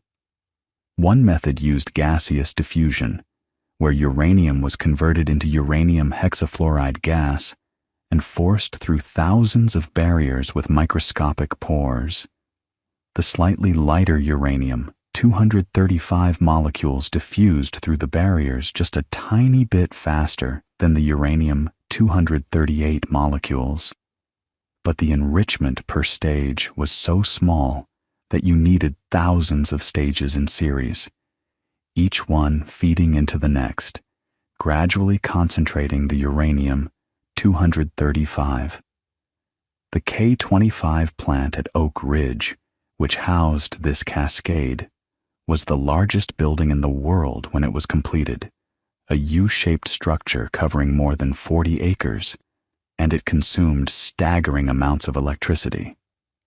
Another method used electromagnetic separation, essentially giant mass spectrometers called calutrons, where ionized uranium was accelerated through a magnetic field and the 2 isotopes curved along slightly different paths because of their mass difference, allowing them to be collected separately. This worked, but it was painfully slow and required enormous magnets. The project actually borrowed 14,000 tons of silver from the U.S. Treasury to wind the electromagnets because copper was in short supply during the war. Silver from the Treasury vaults. That detail always gets me. It captures the sheer scale of desperation and resourcefulness involved. Meanwhile, a completely different path was being pursued for plutonium. Plutonium-239 doesn't exist in nature in any meaningful quantity. It has to be manufactured, and the way you make it is beautifully elegant from a nuclear physics standpoint. You take uranium-238, the common isotope, the one you have plenty of, and you bombard it with neutrons. When uranium-238 absorbs a neutron, it becomes uranium-239, which is unstable. It undergoes beta decay. One of its neutrons converts into a proton, spitting out an electron, and becomes neptunium-239. Then the neptunium undergoes beta decay again and becomes plutonium-239. And plutonium-239 is fissile, just like uranium-235. Even better, because plutonium is a different element from uranium, you can separate it chemically, which is much easier than isotope separation. To produce plutonium, the project built nuclear reactors, the first ones ever constructed. Enrico Fermi, the same physicist who had been bombarding elements with neutrons in Rome a decade earlier, led the effort. On December 2, 1942, beneath the stands of the abandoned football stadium at the University of Chicago, Fermi's team achieved the world's first self-sustaining nuclear chain reaction. The reactor was called Chicago Pile 1, and it was literally a pile, layers of graphite blocks interspersed with lumps of uranium, stacked up in an oblate spheroid shape in a squash court. The graphite served as a moderator, slowing down the neutrons so they'd be more likely to cause fission in the uranium-235. Control rods made of cadmium, which absorbs neutrons voraciously, were inserted into the pile and could be withdrawn gradually to allow the reaction to go critical. The moment was quiet, almost anticlimactic. Fermi had calculated everything meticulously. The control rods were withdrawn inch by inch. Instruments clicked faster and faster as the neutron count rose. At 3:25 in the afternoon, the reaction became self-sustaining. Fermi let it run for about 28 minutes, then ordered the control rods reinserted. The whole thing produced about half a watt of power, barely enough to light a flashlight bulb. But it proved the principle. Arthur Compton, who was overseeing the project from above, called his colleague James Conant on the phone and said, in a prearranged code, "The Italian navigator has just landed in the New World." Conant asked, "How were the natives?" Compton replied, "Very friendly." From that half-watt pile in a squash court, the project scaled up to massive production reactors at Hanford, Washington, on the banks of the Columbia River, where plutonium was manufactured by the kilogram. The engineering challenges were immense. The reactors generated enormous amounts of heat and radiation. The chemical separation of plutonium from irradiated uranium fuel was done by remote control behind thick concrete walls, because the materials were lethally radioactive. Workers handled things with mechanical arms and watched through periscope-like viewers. An entire industrial infrastructure had to be invented from scratch. And then came the weapon design itself, and this is where the physics gets really interesting. For uranium-235, the design was relatively straightforward, a gun-type weapon, where one subcritical piece of uranium was fired down a gun barrel into another subcritical piece. When they slammed together, the combined mass exceeded the critical mass, and a chain reaction occurred. This design was considered so reliable that it was never even tested before being dropped on Hiroshima on August 6, 1945. The bomb was called Little Boy, and it contained about 64 kilograms of enriched uranium. But the gun-type design wouldn't work for plutonium, and the reason is fascinating. Plutonium-240, an unwanted isotope that inevitably contaminates reactor-produced plutonium, has a high rate of spontaneous fission. It occasionally splits on its own, releasing stray neutrons. In a gun-type assembly, which takes about a millisecond to bring the pieces together, those stray neutrons would start a premature chain reaction before the plutonium was fully assembled, causing a fizzle, a partial detonation that would blow the weapon apart before most of the material had fissioned. you'd get a big mess, but not a big explosion. So for plutonium, the scientists at Los Alamos had to invent something much more clever: implosion. Instead of slamming two pieces together, you take a sphere of plutonium and surround it with carefully shaped explosive charges. When the explosives detonate simultaneously, and it has to be simultaneously, with a precision of microseconds, the blast wave compresses the plutonium inward, squeezing it to a higher density. At higher density, fewer neutrons escape without hitting another nucleus, so the critical mass is lower. The plutonium goes supercritical in a fraction of a microsecond, too fast for premature neutrons to cause a fizzle. The implosion design was extraordinarily difficult. The explosive lenses, shaped charges designed to convert the irregular detonation wave into a perfectly spherical inward crushing wave, required months of painstaking experimentation. The tolerances were insane. If the implosion wasn't symmetric to within a few percent, the plutonium would squirt out through the weak spots instead of compressing evenly, and you'd get nothing. George Kistiakowsky, the explosives expert who led this effort, nearly had a nervous breakdown getting it to work. This was the design that had to be tested, and that test was Trinity, the world's first nuclear detonation on July 16th, 1945, in the desert of southern New Mexico. The explosion was equivalent to about 20,000 tons of TNT. The flash was visible from 150 miles away. The sand beneath the tower was fused into a glassy substance later called trinitite. Oppenheimer famously recalled a line from the Bhagavad Gita, "Now I am become death, the destroyer of worlds." 3 weeks later, a plutonium implosion bomb called Fat Man was dropped on Nagasaki.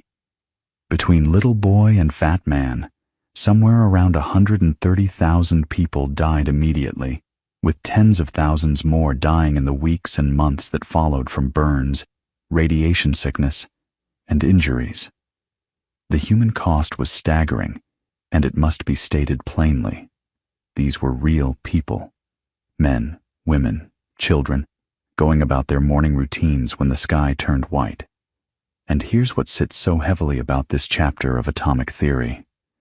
Every single discovery we've talked about, Democritus wondering about indivisible particles, Dalton counting mass ratios, Thomson finding the electron, Rutherford scattering alpha particles off gold foil, Bohr drawing his quantized orbits, Heisenberg and Schrödinger wrestling with probability waves, Chadwick finding the neutron, Meitner and Frisch recognizing fission over Christmas in Sweden.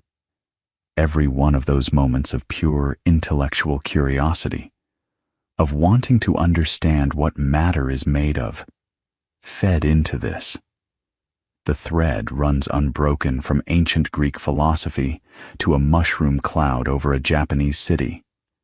That doesn't make the science evil, but it makes you sit with the weight of what knowledge can become when it leaves the laboratory and enters the world of nations and armies and fear.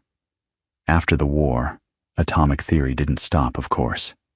It split, if you'll forgive the word, into multiple streams.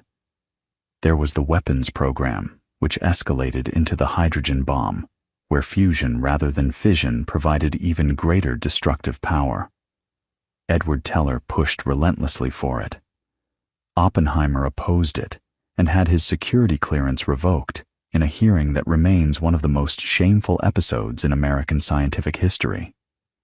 But there was also the peaceful side. Nuclear power, nuclear medicine, the entire field of particle physics that grew out of the wartime accelerator technology. And underneath all of it, the fundamental question that had driven atomic theory from the very beginning was still alive, still evolving, still pulling physicists deeper, because the protons and neutrons inside the nucleus, were they truly fundamental? Or were they, like the atom before them, made of something smaller still. By the early 1960s, particle accelerators were smashing protons into each other at higher and higher energies, and what came out was not what anyone expected. Instead of simplicity, instead of clean collisions producing a few neat fragments, what came pouring out of those accelerators was a zoo, an absolute zoo of particles, dozens of them, then hundreds, particles with names like pions and kaons and sigma baryons and xi particles and eta mesons, each with different masses, different charges, different lifetimes. Some lasted for billionths of a second. Some lasted for trillionths of a second. And physicists, who had spent decades believing they were getting closer and closer to the truly fundamental building blocks of nature, suddenly found themselves drowning in complexity. Enrico Fermi, who by this point was near the end of his life, reportedly quipped that if he'd wanted to memorize the names of particles, he would have become a botanist. And that's a funny line, but underneath it was a real crisis.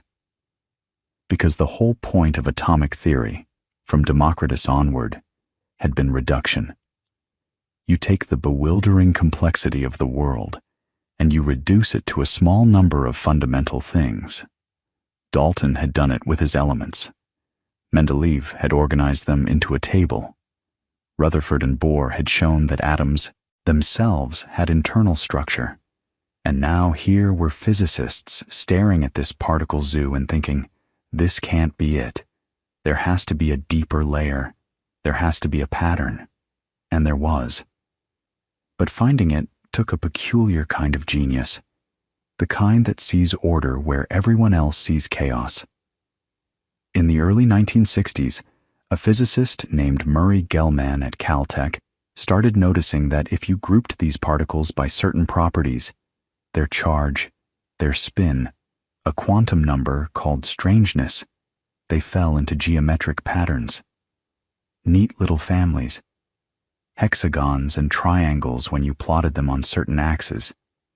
Gell-Mann called his classification scheme the Eightfold Way, borrowing the name from Buddhism, which was a characteristically playful Gell-Mann move. He was brilliant, and he knew it, and he had a flair for naming things. But the Eightfold Way wasn't just taxonomy, it was predictive. Just like Mendeleev's periodic table had predicted undiscovered elements based on gaps in the pattern, Gell-Mann's scheme predicted a particle that hadn't been seen yet, a particle called the omega minus, with specific mass and specific charge and specific strangeness.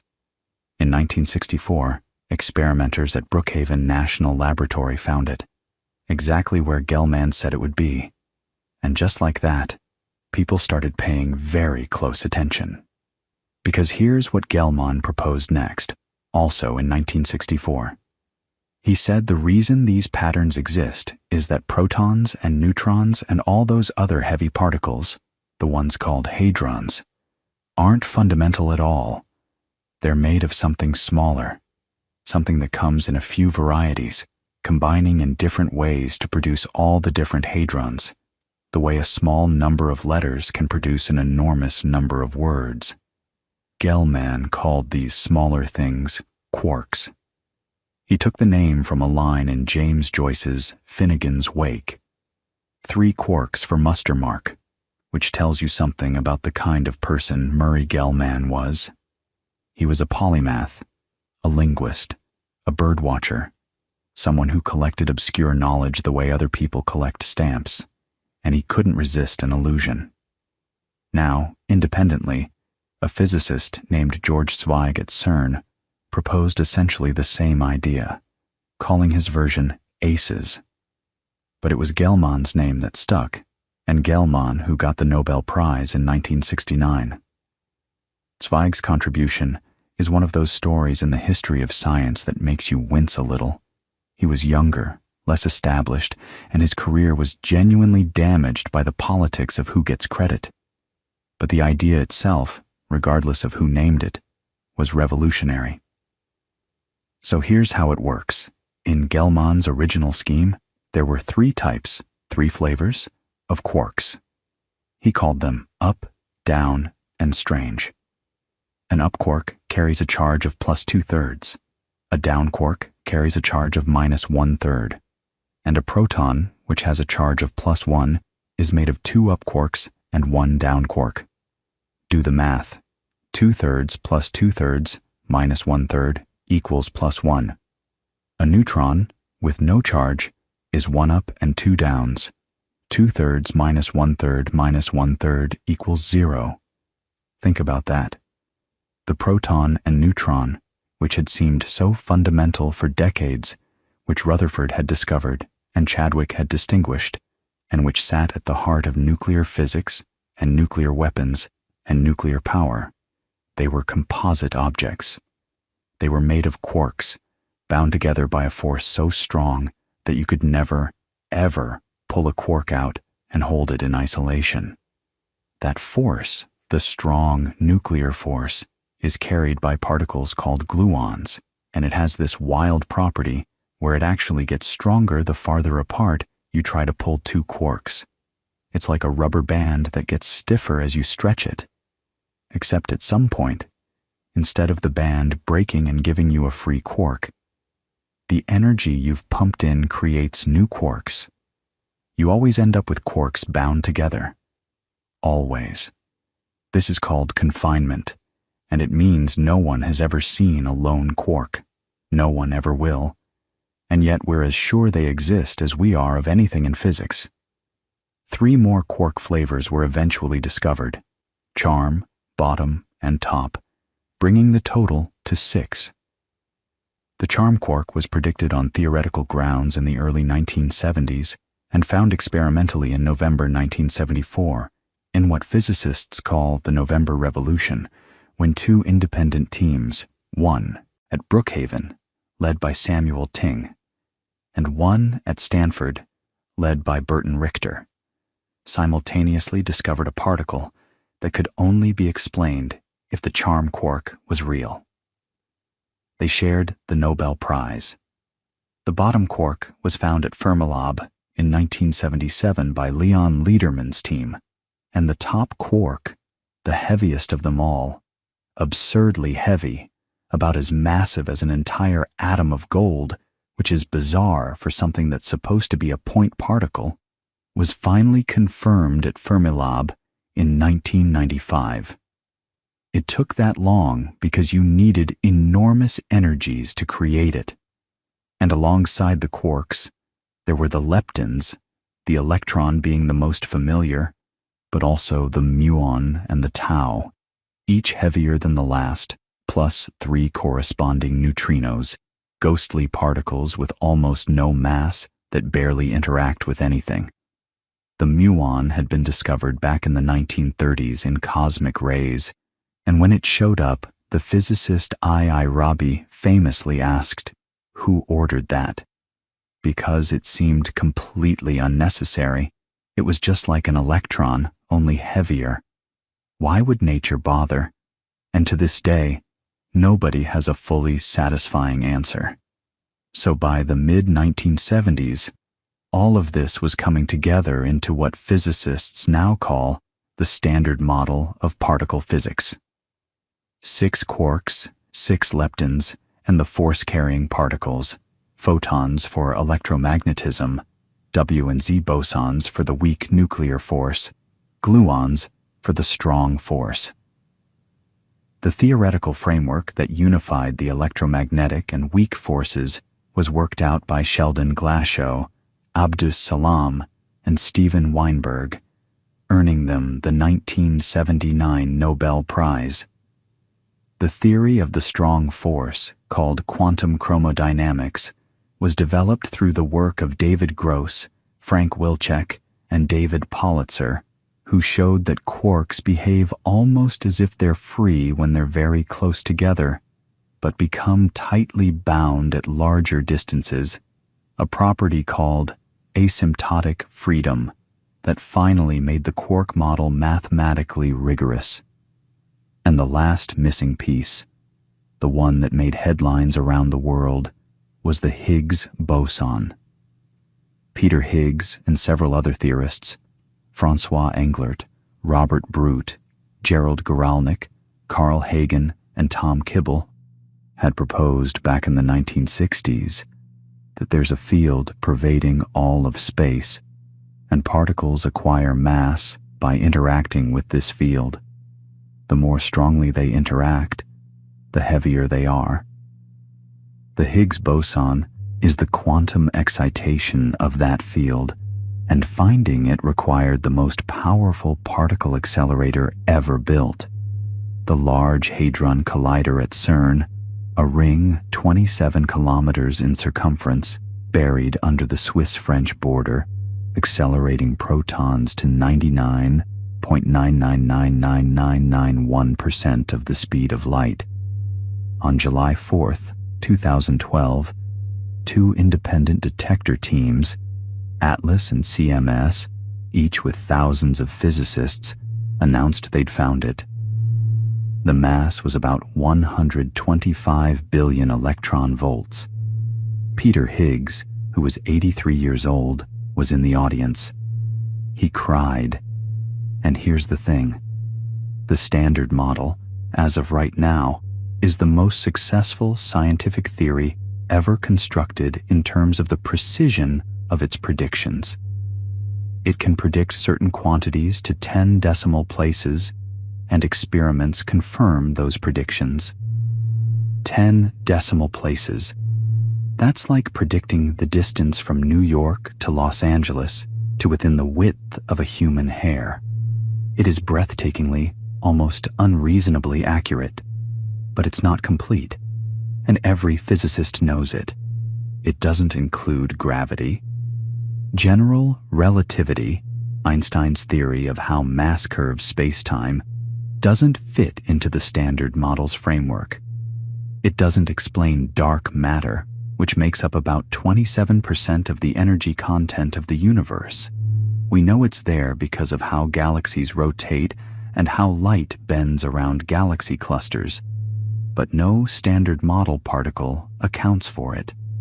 It doesn't explain dark energy, the mysterious something that's accelerating the expansion of the universe.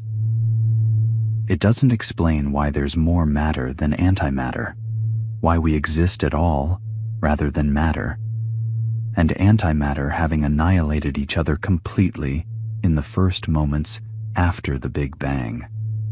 And it has about 20 free parameters, numbers like the masses of the quarks and the strengths of the forces, that the theory doesn't predict. You just have to measure them and plug them in. Physicists find that deeply unsatisfying. A truly fundamental theory, they feel, should tell you why those numbers are what they are. So the search continues. String theory, loop quantum gravity, supersymmetry. These are some of the frameworks people are exploring, trying to go deeper, trying to find the next layer. And maybe there is one. Maybe quarks and leptons are made of something smaller still. Or maybe the question, what is it made of? Finally stops being the right question at some point.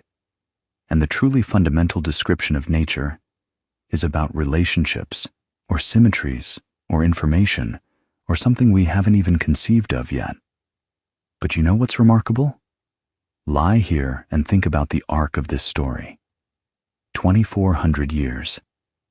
From Democritus sitting in a Greek coastal town, imagining that if you cut matter enough times you'd reach something uncuttable, to the Large Hadron Collider firing protons around a 27-kilometer ring under the Alps. From a philosophical guess to a theory that predicts nature to 10 decimal places. And at every step, the pattern was the same. Someone looked at what everyone else accepted as fundamental and asked, but what if it isn't? What if there's something inside? What if there's a deeper structure? Dalton asked it about elements. Thomson asked it about atoms. Rutherford asked it about the atom's interior. Gell-Mann asked it about protons and neutrons, and each time, the answer was yes. There's more. There's always more. And that impulse, that restless, patient, stubborn need to understand, It's the same impulse that made a young New Zealander shoot alpha particles at gold foil just to see what would happen. The same impulse that made a young Danish physicist sit down and say, "What if electrons can only orbit at certain distances?" The same impulse that made Lisa Meitner, walking through the Swedish snow on Christmas morning, suddenly realize that a uranium nucleus could split in two and release the energy that holds it together. The atom turned out not to be indivisible after all. It turned out to be a universe unto itself. Electrons in their probability clouds, a nucleus of protons and neutrons, each of those made of quarks bound by gluons, all of it humming with quantum fields, governed by symmetries that we're still trying to fully understand. And every piece of it, every layer, was uncovered by people who refused to stop asking questions. So as you drift off tonight, think about this. You're made of atoms, about 7 octillion of them, give or take, each one with its electron cloud and its tiny, dense nucleus, each nucleus packed with protons and neutrons, each proton and neutron built from 3 quarks. And those quarks have been around since the first microseconds after the Big Bang, nearly 14 billion years ago. The atoms in your body were forged in the cores of stars that lived and died long before our sun was born. The iron in your blood was made in a supernova. The calcium in your bones was made in a dying star. You are, quite literally, made of stardust, held together by the same forces that physicists spent centuries trying to understand. And the story isn't over. It's never over. Somewhere right now, someone is lying awake, not because they're trying to sleep, but because they've just had an idea, a strange, nagging thought about why some number doesn't quite work out, or why some symmetry isn't quite perfect, or what would happen if you looked at the problem from a completely different angle. And maybe that thought will lead nowhere. Most of them do. But maybe, just maybe, it'll be the thread that unravels the next layer. That's how it's always worked. That's how it's always been. One question at a time, one curious mind at a time, reaching deeper into the nature of things. And that's a good thought to fall asleep to.